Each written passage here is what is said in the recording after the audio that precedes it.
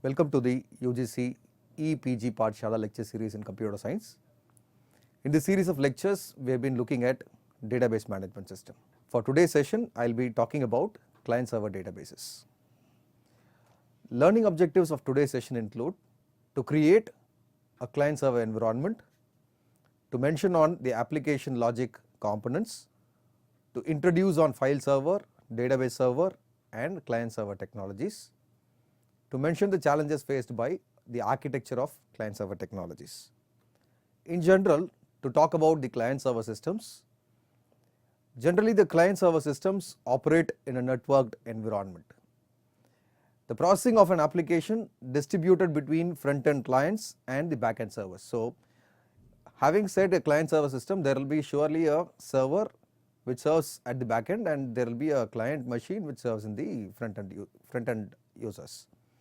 So, the client process requires some resource which the server provides to the client. So, whenever a client requests for some service to be done, that will be present in the server will respond with those services to the client and the client will start processing on the information. So, clients and servers can reside in the same computer also. I can call my machine as a server and at the same time this can be utilized as a client also, or they can be on different computers. Say my machine is used only for using the interfaces, and every time when I post in a query or service is requested, it goes to the server which is another machine and the machine will respond with that answer which I can view it from my machine. So, a client and server can either be a single machine or it can be two different machines at two different places. So, what does a client mean? A client can generally be a workstation or usually be a personal computer that requests and uses a service. So, the general purpose of a client is to request a service to the server, or the service that has been granted by the server will be used at the client's end. So, client does only that limitation of processing, and a server is usually a personal computer, as I have told you already. It can be a same computer, personal computer or a mini frame computer or a mainframe computer that provides a service. So, anything which provides a service will mainly act as a server. So, for database management system, the server we will call it as a database server. So, in order to comply with client server architecture scenario, we may need to understand three different logics. So, three component logic of application systems include input output or presentation logic component. The first of this logics, application logics, include input output or presentation logic component. This component is responsible for formatting and presenting data on the user screen. So, anything which need to be represented as an interface to the users, so those will be at the input output or presentation component. And managing users input from the keyboard, anything that is to be keyed in from the client's end will be considered as input output processing. The second of its kind would be on a processing logic. So, anything that the user feeds in or anything that the already existing as user interfaces on a mouse click, so those are to be taken at the next level for processing the information. So, this processing logic mainly handles data processing logic, that means validation and identification of processing errors. It not only that, it in turn calculates the business rule logic also, anything which is written as business logic. Say I book a train ticket or I book a flight ticket, although I give the source and destination, but then I wanted to have return dates, but I wanted both the tickets to be at an economic rate. So, I may have to fix with my budget, say any tickets to and fro should be within 10,000. So, that requires another logic, so that becomes a business logic purely, and a data management logic which is identified the data necessary for processing the transaction or query. So, at the processing level, it is quite important, we may have to process with three different things. One is on the validation and identification of data that is required for processing. Not only that, it also looks after the business rule logics and data management logic. So, three things we will look at from the processing logics end. And the third level of the application logic includes storage component logic, which is responsible of all the data that is getting stored and retrieved from a physical storage device. So the main purpose of DBMS is happening here. So all the activities of database management system happens only at the third logic, which is the storage component logic. So to talk about the client server architecture, it initially started with a file server architecture, then went on to a two-tiered architecture like database server architecture, and went on to a three-tiered architecture. If you look at these three architectures, whatever that we have studied as part of database management system, like starting from a physical layer, conceptual layer and an external layer, they formed a part of three-tiered architecture. But client server, although it is sounding to be a three-tiered architecture, but then it complies with the three modes or three logics, application logics that we were talking about, like input, output or presentation logic, or processing logic, and even a file server, storage logic. If you look at the hierarchy of presentation of the client, as far as file server architecture is concerned, where the client will do an extensive level of processing. So the component of the involvement of the client will be too heavy at the file server level, at the client level, at the file server architecture scenario. Whereas when we go higher to a three-tiered architecture system, where the server does a major process of the work, whereas the client does only limited processing. To talk in detail about file server architecture, the first client server architecture being developed is the file server architecture. All processing will be done at the PC that requested the data, that is, client handles the presentation logic, the processing logic and much of the storage logic. That means out of the 100% work that need to be done, see, every logics that we have seen, application logics that we have seen, like presentation logic, processing logic and the storage logic, more than 80% of the job will be carried out at the client's end itself. So that is what I am trying to say here. All processing is done at the PC that requested the data, that is, client handles the presentation logic, processing logic and much of the storage logic. A file server is a device that manages only the file operations and is shared by each of the client PCs attached to the local area network. Each file server acts as an additional hard disk. So whenever I am talking about a file server, every file server will be acting as an extra hard disk, which will be present not only at the server level and which will also be present at the client side for each of the client PC. Each PC may be called a fat client because this client does an extensive work. Based on that, I am calling this client as a fat client. So most of the processing, since it happens at the client side, it is called a fat client. Entire files are transferred from the server to the client for processing.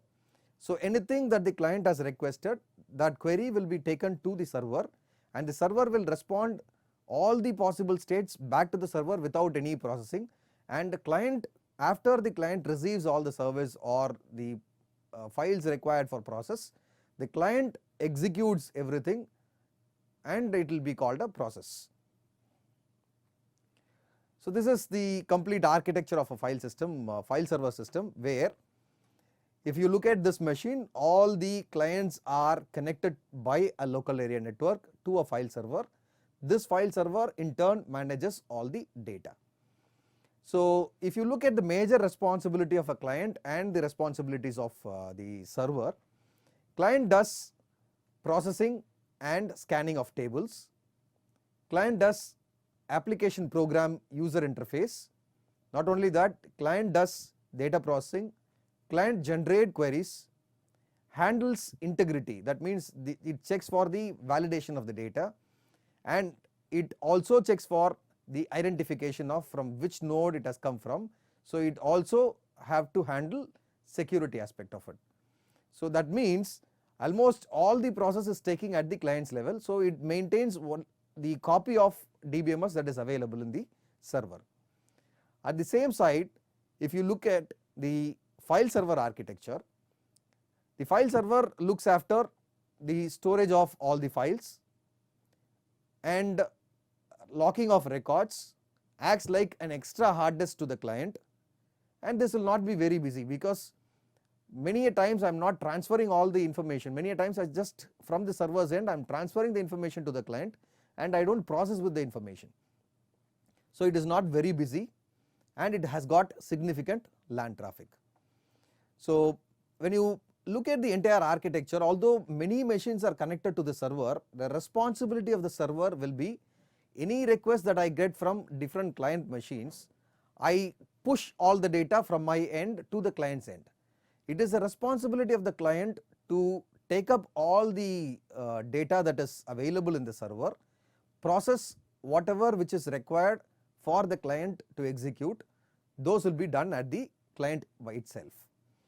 So if you look at the networking system, the client can request for a data, a request to log the data, and from the server it will be given back where the entire file of the data will be transferred to the client and the log status will also be given to the client. Say log like read, write logs. Once the client requests, it means it is trying to read from the server, so it logs.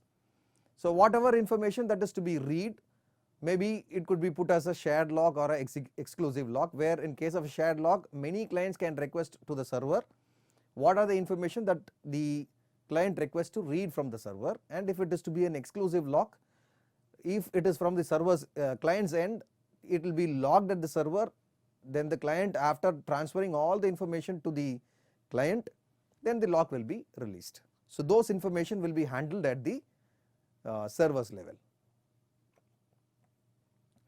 So as I have already told you, this file server architecture, since most of the work is being carried out at the client's end, that means out of the 100% of the job, 80% of the work is being done at the client's end. So I call these type of machines as fat client machines.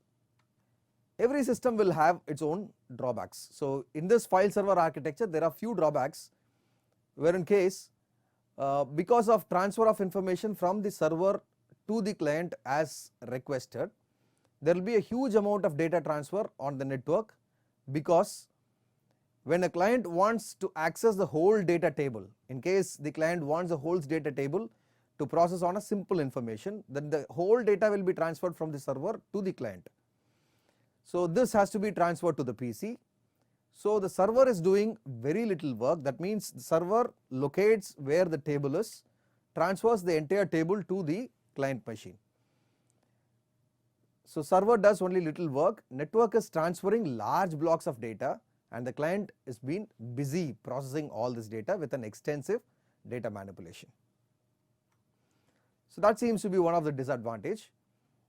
And the second issue that raises because of the file server architecture, each client is authorized to use database management system when a database application program runs particularly on that personal computer. Thus there is one database but many concurrently running copies of DBMS, one on each active PC, so heavy resource demand on a clients. As requested previously, the same table might be requested by many clients at many different sites. In that particular case, I will be running on the same table at different locations, concurrently running the same copy of information at different locations. So there will be a heavy resource demand for a particular table from a server. The third issue that we wanted to point out was the DBMS copy is in each client PC must manage the shared database integrity, that is client database management systems must recognize whether it could be shared log or integrity check, which is for validation, and all these are to be checked. Only then after assurance of all these things it will be taken for consideration, because security is also a major aspect of the client. So the programmers must be sophisticated to recognize various subtle conditions. So any specific condition where this might also may lead to a risk will also be handled by the programmer's end. That can arise in a multiple user database environment, as to understand overview of concurrency, recovery and security controls and build these into their applications. So those were some of the issues that we have pointed out with file server architecture.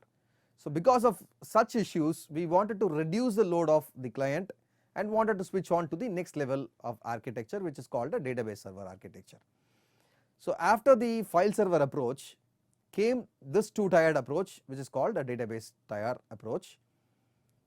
Client is responsible for managing only the user interface, IO processing, data processing, and some of the business logic rules.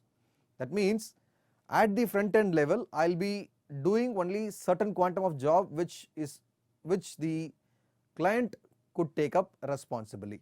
That means I can take up a job which is at the application logic, like managing user interface.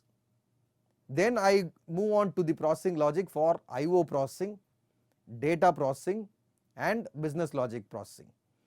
So anything which limits itself with the first two components of the application logic, that means input output or presentation component and the processing component, and this has nothing to do with the storage. So storage is the entire responsibility at the server's end. So client does only the first two levels and server will take care of the storage at the next level. So database server performs all data storage and access processing, that means all the backend functions, whereas the database management system is completely on the server. So after doing this kind of a database server architecture, that means a two-tiered architecture, some of the disadvantages of this particular system include clients do not have to be as powerful as it was with the file server architecture. So only the database server requires processing power adequate to handle the database. Only the capacity of the RAM, not specifically on the ROM, need to be too heavy. It is with the clients only the RAM need to be too heavy for processing all the logics that the server has provided with. So therefore the server can be tuned to optimize data processing performance. So this significantly has reduced, because one of the issue that we have pointed out during our file server architecture was the complete data getting transferred not only to one client, concurrently accessing the same data values by different machines might cause a heavy data loss, heavy data traffic. So that is getting significantly reduced. So this greatly reduces data traffic on the network, as only those records that match the requested criteria are transmitted to the client. So this improves data integrity since it is all processed centrally. So server maintains the complete data, which is like a centralized database management system. As and when this is requested, it goes into that particular machine, then it processes. So at this juncture we may have to understand about stored procedures also. So these stored procedures are nothing but modules of code that implement application logic which are included on the database server. So they have certain advantages. The advantages include performance improves of compiled SQL statements, reduced network traffic as processing moves from client to the server. Thereby, by using stored procedures, we can improve on the security if the stored procedure is accessed rather than the data and code being moved to the server. Not only that, this improves data integrity as multiple applications might access the same stored procedures. Compared to the file server architecture where it was called a fat client, now it is called a thinner client, because client does a minimal level of processing when compared to the fat clients. But then for storage, the server size has to be very large, so the server becomes fatter. Some of the disadvantages of using these stored procedures into this database server architecture: writing stored procedures takes more time than using something like Visual Basic. Proprietary nature reduces portability. Performance degrades as the number of online user increases. So this is the architecture of a database server, where with the previous concerns I am giving the same set of clients connected over a network, local area network. There is a database server instead of a file server, which takes up the responsibility of storing all the data values, and the sole purpose of the database management system is to store all the values and to retrieve and feed it back to the clients. So this makes the client do only certain level of work, that means at the application logic level first two will be done at the client's end. So this become thinner clients. Then we march on to the three-tiered architecture because of some of the disadvantages that we had in the database server architecture. So we thought for every level of logic, application logic, there should be one server which can process on that type of information. So this three-tiered architecture helped for those scenarios. In general, these include another server layer. So what I am trying to put is, instead of one DBMS server, I am putting one more server which can take up effectively on the processing. This processing, if it happens at the server, many clients might access on a particular data, at the same time I wanted to process on the data which might change the records that is available in the server. So instead of that, one copy of the database will be maintained at the database management server, and the other copy will be stored at another server level, which now I will call it as an business logic server, and business logic server will act on all the logics which are provided by different clients and will respond them back with the same values. So this will be an additional server which will be like a backup server.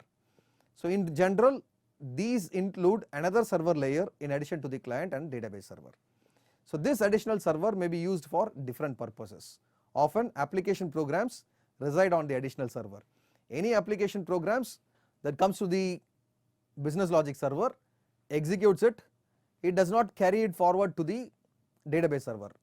Business logic requests the database server for any queries and takes the table back to the business logic server. This database logic server in addition may hold a local database, whilst another server holds the enterprise database.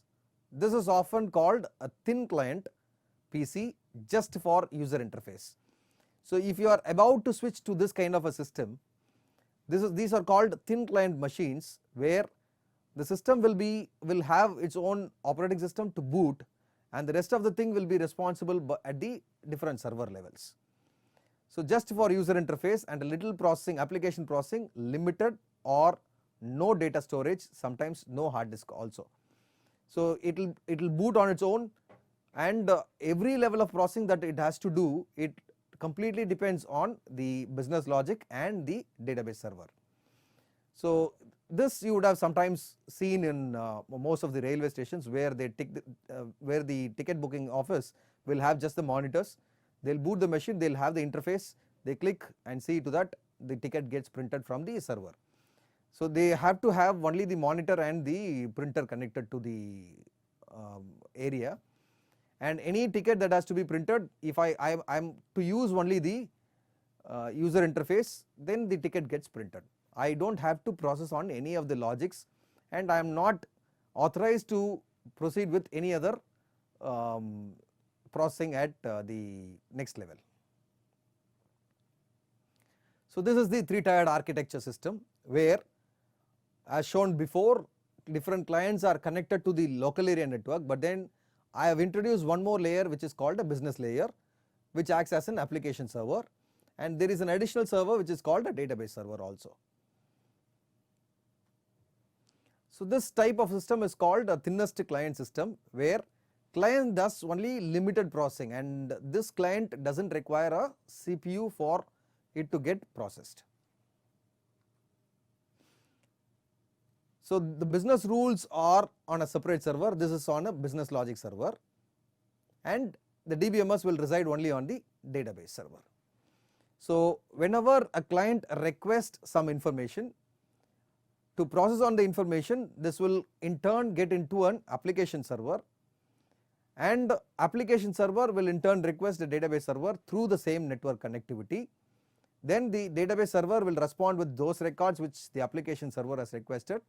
That will get processed on various business logics on the application server, which will be fed back to the clients as an output. Some of the advantages of using this three-tiered architecture include: point number 1, it will be very scalable.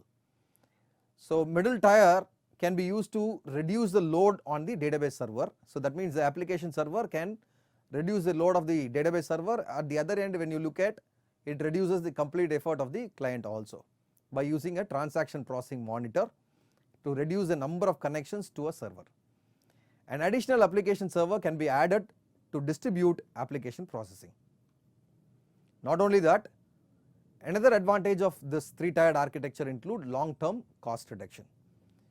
Use of off-the-shelf components or services in the middle tier can reduce costs, as can substitution of modules within an application rather than a whole application. Better match of systems to business needs, where new modules can be built to support specific business needs rather than building more general and complete application. Many times we will not be able to create generalized applications. Sometimes client might request applications which are slightly modified and as per their requirement. For those sort of requirements, it is to be stored at the application server level itself, so that anything that is requested to the application server can easily respond to. If in case if it is connected by a 2-tier network, anything that a client requests, it is getting processed at the server, but then it cannot be generalized. So adding of these application servers might impact a lot, and also it can use for cost cutting. Not only that, the other advantage that we see to the 3-tiered architecture is on the technological flexibility. Because of this technological flexibility, it is easier to change on the database management engine. Middle tier can be moved to a different platform. Say I have an application tier, this tier can be moved to a very different platform, and a simplified presentation interface makes it easier to implement new interfaces, which can often improve the customer service also. So multiple interfaces on different clients can access the same business process. In summary, in this particular session we have looked at client server environment. We have looked at 3 components that are required for the application logic, which are input output or presentation logic, processing logic and storage logic. Then we have started saying about file server architecture, where it will be a fat client. Most of the work will be done at the client's end. Then we looked at some of the issues of the file server architecture, which laid the path to develop the next level of architecture called database server architecture. This is called a thinner client. That also had some of the issues, because of which we laid on the 3-tiered architecture, wherein most of the responsibility of the processing will be done at the separate application server. So another level of server got introduced, so hence it was named the 3-tiered architecture. Thank you.